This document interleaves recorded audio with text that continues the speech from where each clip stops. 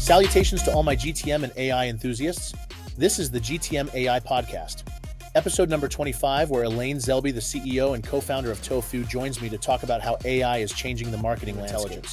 This is sponsored by the GTM AI Academy, your go-to source for learning how to use AI in companies, teams, and in your individual workflow. Business impact over learning tools. Welcome one and all. Once again, I am Coach K, and yet in this episode of the GTM AI podcast, I have Elaine Zelby. I didn't ask you to say your last name, but I'm so sorry. Zelby. You got it. Okay, make sure. I just realized, oh no, I'm going to murder someone's last name because people do that to me all the time. So I want to make sure we're good. How are you? I'm doing great. How are you doing? I'm really good. I get to talk to you. I'm like super excited. So we met because you did a demo for me around your particular AI product around marketing, which I'm going to have explained in a second, which I'm so stoked about. But you've been in marketing and the startup world, venture world for a long time.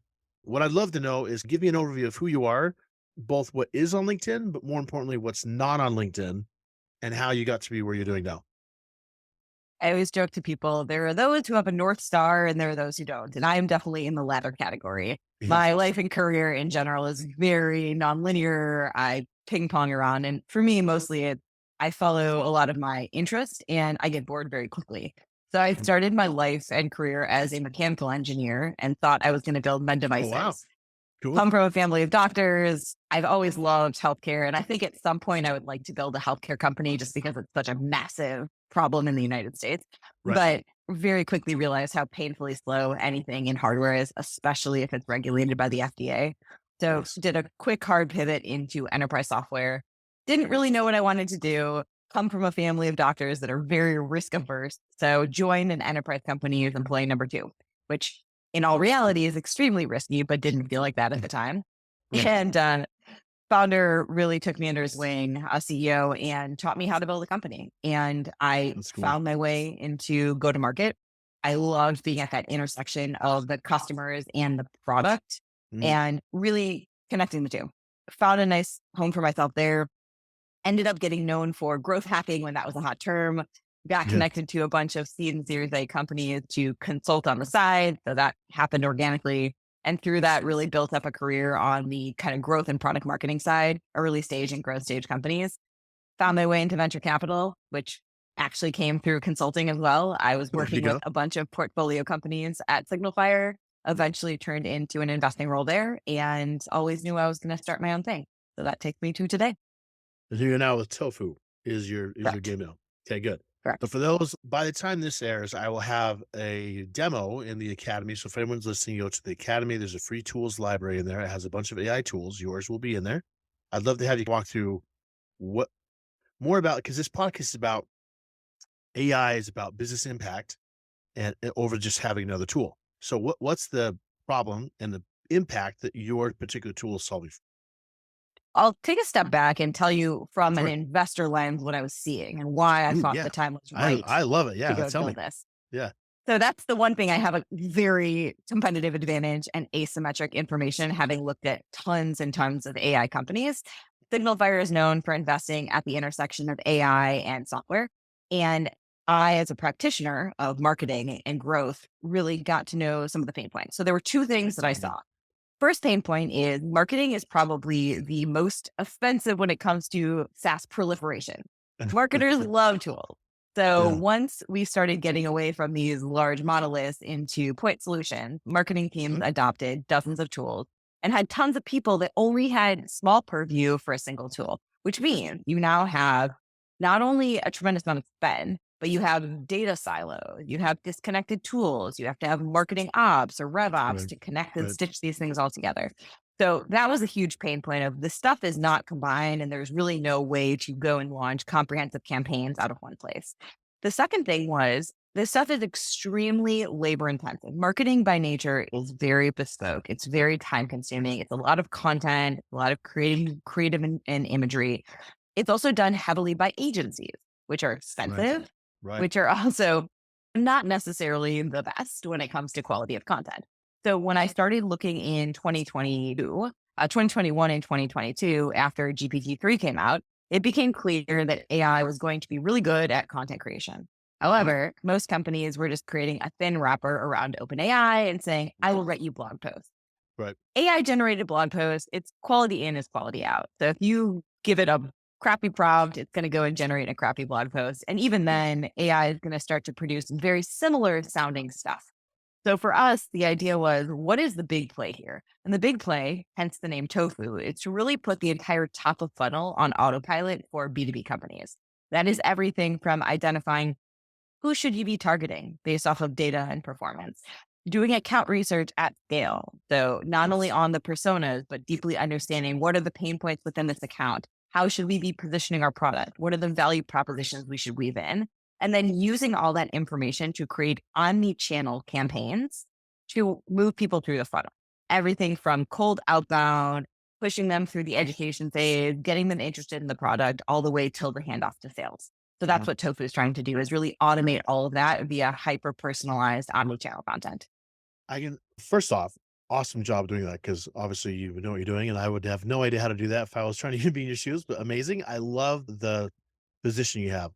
As a person who used to run a product marketing team for another team, when I saw your tool, I was like, where in the world has this been? Because like to do what you do, it requires like 5 or 6 tools. And there's some things you do that no tools do. So it's like, it's crazy when you see tools like yours. I always think like, where has this been this whole time? This should have been here a long time ago. But I love that you put together the pieces of these things so it's in one place. Specifically, how I liked how you are able to adapt it so it's personalized from the product.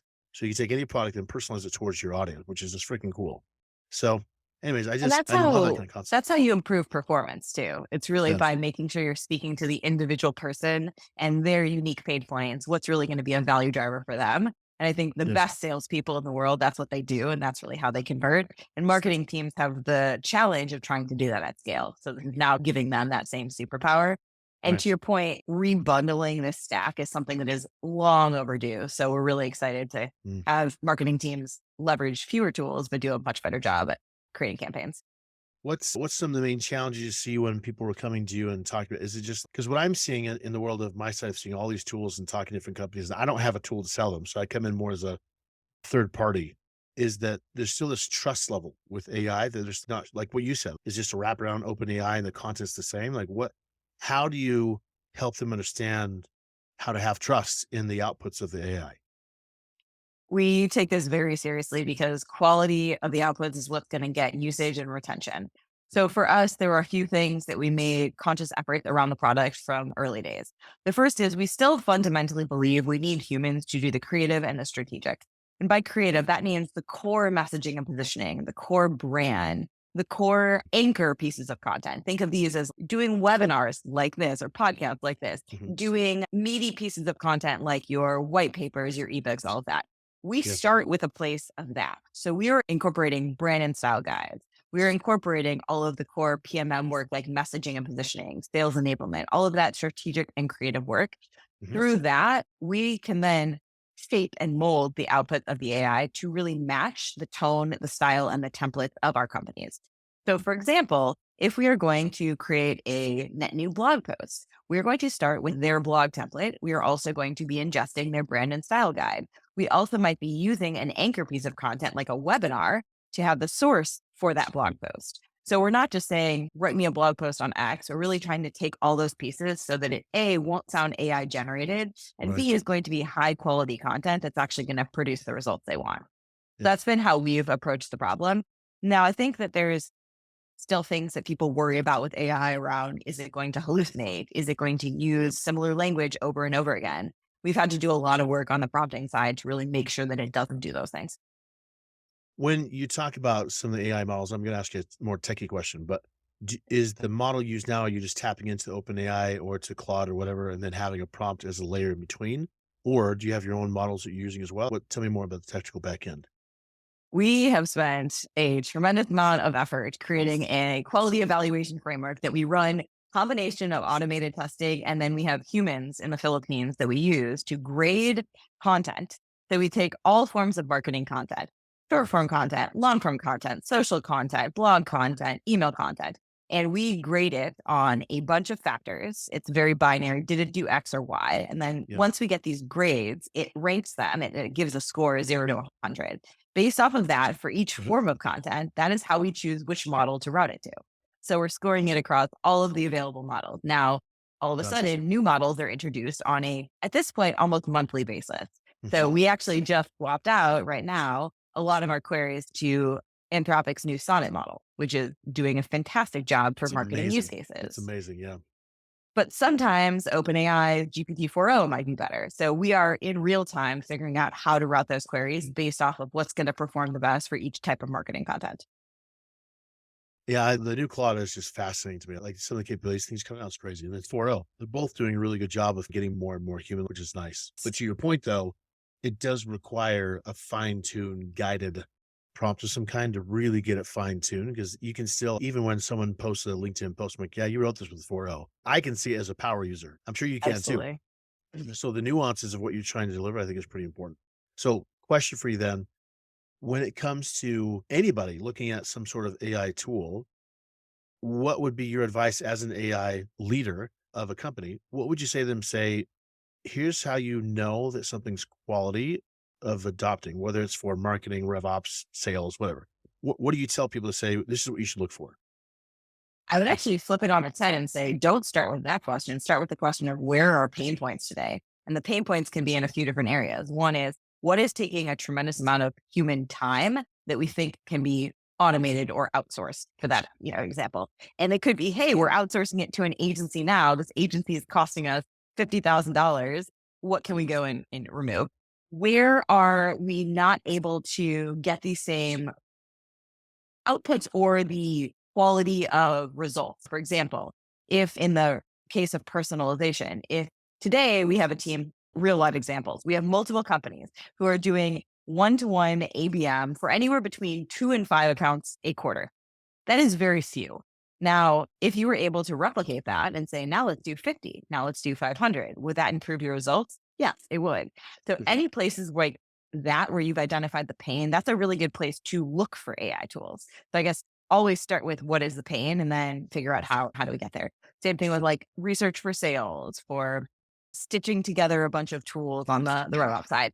Once you've identified that, then it's really going and getting your hands on these tools to go. And a lot of people are playing right now. It's playing, but I think in terms of evaluating, it's going to be a few things.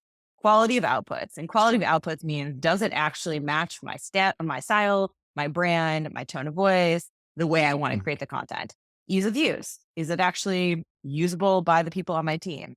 Workflow components. Does this go and encompass an entire workflow that is not making me completely flip my current workflows on its head? And Yeah. then the last piece is integration. Does this integrate with the tools I'm already using? One thing that's fascinating, we learned early on, we had actually been trying to take on a lot of the roles of current tools, and we can build that. We know it's not that complicated. Customers don't want that yet. They want us to meet them where they are today, and they want us to integrate seamlessly with the entire stack. Now, slowly, the idea is to eat away at that. But I think right now, the way people should be evaluating it is if you're already paying for all these tools, if they're already a core part of your marketing stack and workflows, can this integrate seamlessly, but improve the results or improve the outputs? I'm really glad you changed the question because that's exactly what I have people go through is like a gap analysis of saying, where are you now? Where are the Yeah. pains? What are the problems? What jobs you trying to solve for? And then we look forward to see where you want to go and what's possible. What I'm finding a lot though is that people are still in the realm of truly understanding what's capable or what's even possible with AI because a lot of people, their experience is like a chat GPT interface, which is awesome and amazing, but it's still, that's only barely scratching the surface of what you're able to do with APIs and all these other tools and automations. It's just crazy what you can do with it. I think So, given the fact that the models are improving so quickly too, where I think the winners will be, and this is also putting my investor hat back on, where I think the winners are going to come from are the people who deeply nail workflow for a very specific persona. So do you understand not horizontal products, but very vertical, sorry, excuse, it's okay. either vertical within an industry or vertical within a business unit in a company? Do I understand, in our case, marketing? Do I deeply understand B2B enterprise marketing teams? What are they trying to accomplish? What are they using? What does their day to day look like? Who are the players? What are the approval processes? All of that stuff If you nail the workflow component and have AI infused throughout the whole thing, that to me will win versus is this better than ChatGPT in terms of a blog post? Like that, Right. it doesn't matter because the models are going to get so much better that over time, that is not a product. That is literally just a free service or a very cheap service. Totally. What do you see is coming next for marketing specifically? I know you guys are pushing the envelope already, but like what are you excited about coming down that you hope to be or want to be a possibility in the future? Imagery and videos. So right Mm, now, for B2B. B2C is a different story altogether. mm. If Yeah. you were just an e-commerce company who already had a bunch of product shots and wanted to swap them out, that works fine. But if you wanted to create net new imagery in the style of a B2B brand, it is not good enough today to match it perfectly. I think that is Right. coming soon. When that comes, now all of a sudden, imagine what Tofu does today is we can go and crawl your image repository and auto swap out images based off of if this is a healthcare company, let's find images that look like they have healthcare related items in them. Mhm. But being able to create net new imagery for all kinds of things like emails, landing pages, blogs, all that, Yep. awesome. Video, I think we're far away from that, but being able to go and automate the production of product videos, animated videos, explainer videos, all of that, that to me, I'm really excited about as well.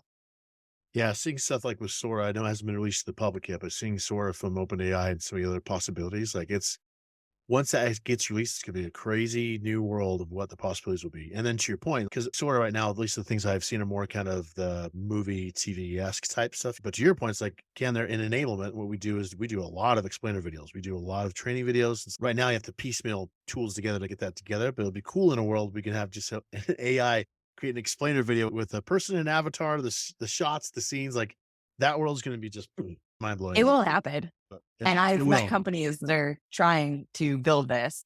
The thing that I think is going to be really a lot of stuff on the consumer side is happening first. What I would love to see in Right. my request for product is actually a company who's doing more of a small model than a true large language model, but a Yeah. small model where all of the information that it's training on is tailored for B2B. So imagery, here's how I would build it. I would literally go LinkedIn and Facebook. You're required to create a library of all the ads that are running and have ever been run. I would go and take a list of 3,000 companies that are the best B2B companies in the world. I would go and crawl the libraries of all the ads they've ever run. I would train the data on all the images.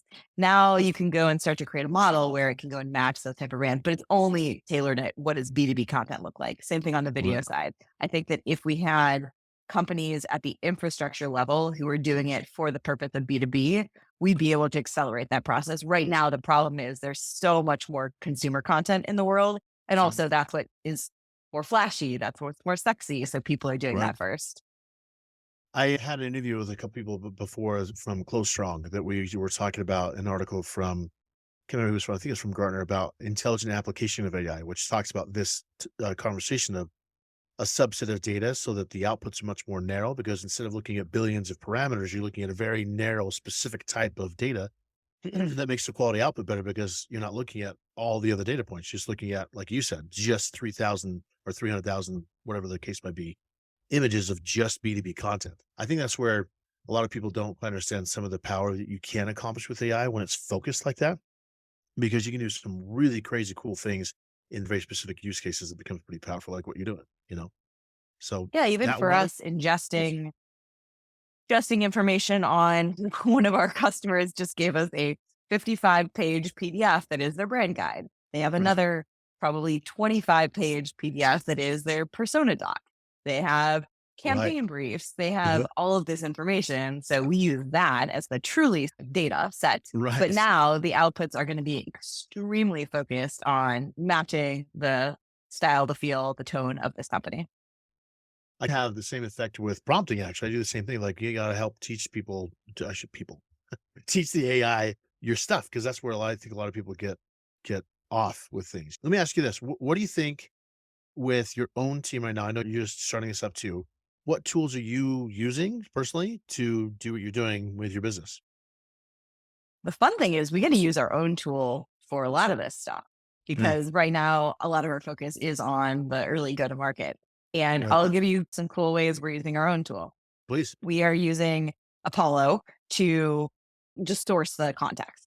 So we have set up certain filters where if a net new person has either changed jobs, shown intent, very broad based intent, done a few other actions, Right. we then get a trigger.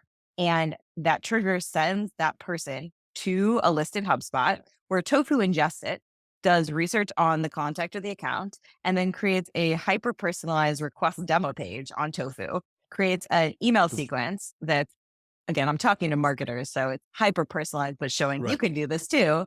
And Right. then a personalized LinkedIn message, all of which have links to their personal request demo page. So hit rate is extremely high on this because it's something they've never seen before. All of a sudden, there's a page that knows everything about you, LinkedIn message that knows everything about you and is linked to Right. that page, all Yeah. of that. So that's been fun. Trying to think of what other tools. We're using a lot of stuff more on the engineering side, but from a go-to-market perspective, we've been using our own product to populate text and content in other products as well. There's a cool tool that we just started looking at called Trumpet, not necessarily an AI product, but Yep. we've used it for, think of it as like a combination mutual action plan slash Yep. sales tool, which I like a lot.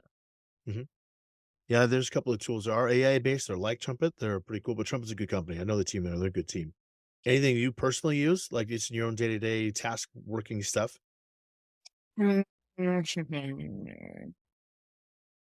Not really. I've played with a lot of the video tools. I would say most, what's it? Opus is probably my favorite in terms Yeah. of chopping up. I do a lot of webinars. So we ingest the webinar into Tofu to create all of our follow-up activity and all our blog and social posts. But in terms of the video, I use Opus to chop that up. Munch is okay. Opus is okay. I'm excited for all these to get better, but I do Get think it's better. probably the best one out there.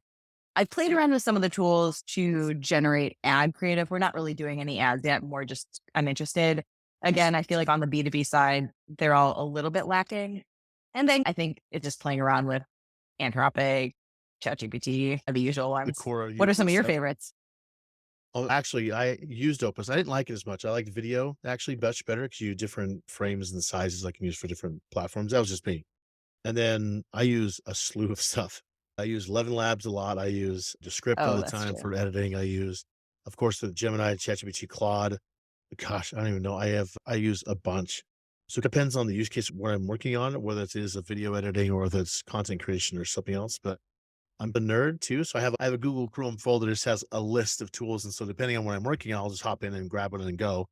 And some of them are paid, some are just free resources. One I've been actually treating, which goes in line with enablement and marketing and this kind of stuff, is I've been thinking a lot about deck creation and one pager creation and all those kind of content pieces. And so I've used Gamma and Beautiful and all these other different tools, and they're cool in concept, and I like what they do, but it's not even to your point, it's not even close to what you need for B2B marketing. Like the branding's not there, the image is not there, language is not there, the flow's not there. It's cool in concept, but the actual application, I'm like, we're not there yet. So like with you, I'm really excited about where I could plug in my one pages, my decks, my whatever content stuff, and then start to prompt and have the whole thing output in the same brand and style, text, everything, fonts in the same way would be freaking cool. I That'll be a really fun world. But I totally agree. I actually have taught a course multiple times for CMOs around Gen AI, just in general, and getting them up to speed on where we are from a marketing perspective, what to be aware of, how to think about it, how to incorporate it, how to measure. And I have some of the slides where it's like, where are we today? Text is good. Audio, also very good. So to your point yeah, on audio, video, imaging, decks, things like that, we're getting there. it's On good. the audio side, here is something that I've been trying to figure out how to do. I clone my voice in 11 Labs. I have been very intrigued by leveraging the voice memos for LinkedIn. You have to be on the app and you have to be holding down the physical button. But what I did was I created a list of target CMOs. I then used Tofu to generate me messages. And then I had my voice in 11 Labs read them. Right. The piece I can't figure out is how to automate the posting of these voice memos. But if somebody can figure that out for me, please, that would be a Get really to it, cool right? automation. That would be freaking cool. Did you do the longer? I'm just curious. So this totally does whether you use it on a podcast or not, but how 11 Labs has the 5-minute version, like if you upload many more hours of your voice, which one do you use? I uploaded a bunch of my podcast content because I did have audio content. I think Right. it's better. I didn't actually compare it. I would have loved, that's a good test to compare the two to see how big of a delta. If there's not a big delta, then just do the 5 minutes. Probably good enough. But I Yeah. think what they've built is incredibly impressive. Yeah, it's awesome. So I have done the Delta. It is a big difference between Is it? because I have a lot of podcasts too. So I just uploaded a bunch of podcasts, and Same. the quality is just like the difference between the two is light years. It's crazy. But then they're doing things like the music thing and then the sound effects and all these audio things. I'm like, this is just my and I'm been a musician since I was a kid. So hearing some of the things you're doing in music is just like fascinating to me. So it's just crazy to think about the world of where we have lived versus where we're going is just going to be a major shift. So here's a question for you. What do you hope, whether it's personally or professionally, what AI tool would you love to see exist to make your life easier? What would you like to see? Honestly, what I had mentioned before is I would love to have a vendor that we would happily pay for who is trained a model on B2B imagery and video content and things like that, where Yeah. we could tap into that. We are not going to fundamentally build our own models, our own base models. So Yeah. we're relying on other people to do that. And I think given where I'm seeing a lot of the traditional models like the OpenAIs, the Anthropics, the Gemini that invest in, I think we're a ways away for it not being focused very much on consumer. So I think that would be my biggest request for product. The deck one would be great. However, I think we're going to move away from decks completely, meaning why do I need to go and present this deck? Couldn't we do this in a better variation of Okay. create a cool, like the trumpet idea, right? Create a cool landing page where it has all the information I'm trying to articulate, or make it much more interactive. There's all these interactive product demos now. I'm all for moving away from decks. So I love it. that would That's be cool. my vision there. Let me ask you some more from your investor brain. This will probably be my last question to wrap it up. For those teams out there who are either looking at implementing AI from an adoption user standpoint or including it as a product, like what would you say to keep in mind more of the leader mindset of what to keep Yeah. in mind for them when all this conversation comes up? What should they be looking at? I've asked probably 100 CMOs a question on whether they're taking a top down or bottoms up approach to AI adoption. And what I'm finding and how I would guide marketing leaders or go to market leaders is to do the bottom up adoption route. I'm finding much more success in terms of pain point identification, wide research on available tools to even test, Yeah. and then finding the right tools for the right problem at the right price point with the right stack. And that to me seems like the fastest way to have teams adopt tools that are really going to move the needle. And so I think having this let's go and have my teams each take their own function or their own, domain or purview and find the things that are problems for them, tools that might fix it, and then make the pitch to me, the executive. And then I make the decisions at the end of the day and we budget holistically. That to me is how I'm seeing people have the most success right now. So before we go, I gotta make sure people know we go to TOFU, TOFUHQ.com, correct? You got it. Top of What's funnel. top of fun? I love it. What's the best way to get in touch with you? Are you okay if I share your LinkedIn stuff to get in touch with you? Okay. Absolutely. And Okay, my cool. email is just elaine@tofuhq.com. So feel free to You shoot me a love, note. you know, it's a founder. What's the first name at? Exactly. I love, or like first initial at whatever. That's awesome. Exactly. Elaine, thank you so much. Like I've loved talking to you. Your product from, I know it's hard to see this because you haven't seen it, but if you are listening, go to the library, go see the demo. It's a freaking cool tool. Like you guys have thought it well out of where it needs to go and even things that I've never thought of as a marketer. I'm in marketing for a while. So I love what you guys are doing. So keep it up. Whatever I can do to help you, I'm happy to. Really appreciate it. And great chatting with you. Yeah. Thank you, dear. Thanks for listening to the GTM AI podcast. Please follow, subscribe, like, comment, and come back for more.